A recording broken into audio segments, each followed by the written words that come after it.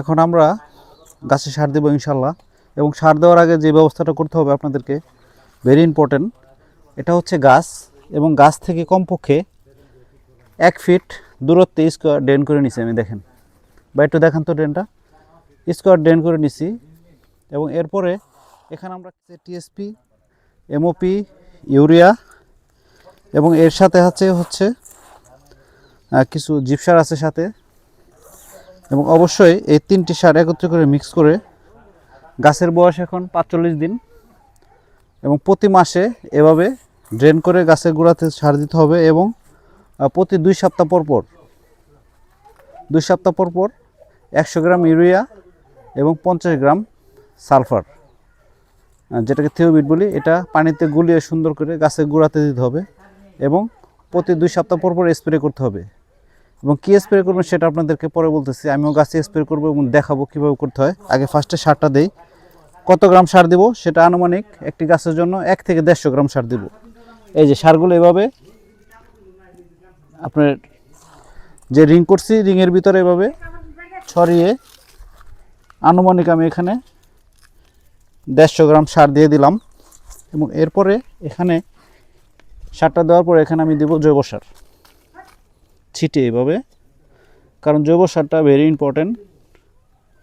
জৈব সারটা দিলে গাছটা ভালো থাকে, অধিক ফলন দেয় এবং মাটিতে কোনো সমস্যা হয় না। দেখতে পাচ্ছেন ড্রেনে আমি সুন্দর করে এই সারটা দিয়ে দিলাম।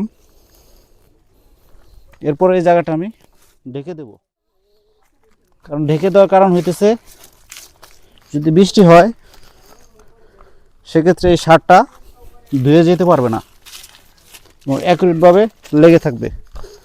এবং এর বাদ বাকি যে আরও কিছু গোবর সার আছে আমার কাছে, জৈব সার, এগুলো আমি গাছের গোড়াতে দিয়ে দিব ইনশাল্লাহ।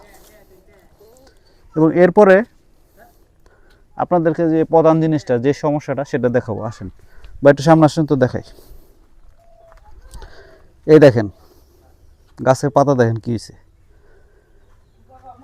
ছিঁড়ে ছিঁড়ে গেছে। এটা হয়তো একটা পোকার কারণে এরকম হয়েছে।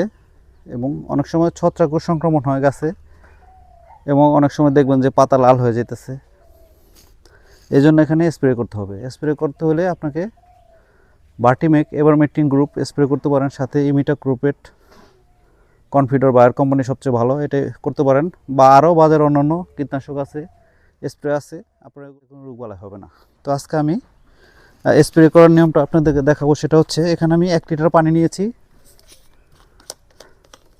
এবং এখানে আমি আজকে ভার্টিমেক, 20টা সামনে এসে দেখান তো ভাই, ভার্টিমেক 1 লিটার পানির জন্য 1 মুখা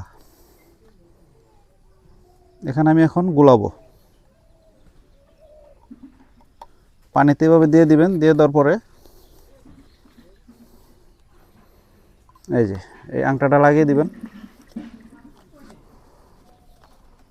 সুন্দর করে লাগিয়ে দেওয়ার পর একটা ঝাঁকি দিবেন। ঝাঁকি দিলে পুরোপুরি বিষটা মিশে যাবে।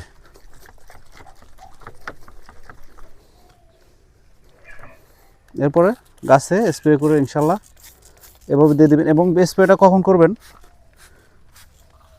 বিকেলবেলা, যখন রোদের তাপটা কমে আসবে তখন। আর যখন বৃষ্টিতে বা কুয়াশায় পাতা ভিজা থাকে তখন কখনোই স্প্রে করা যাবে না, কারণ তখন স্প্রে করলে কোনো কাজে লাগবে না।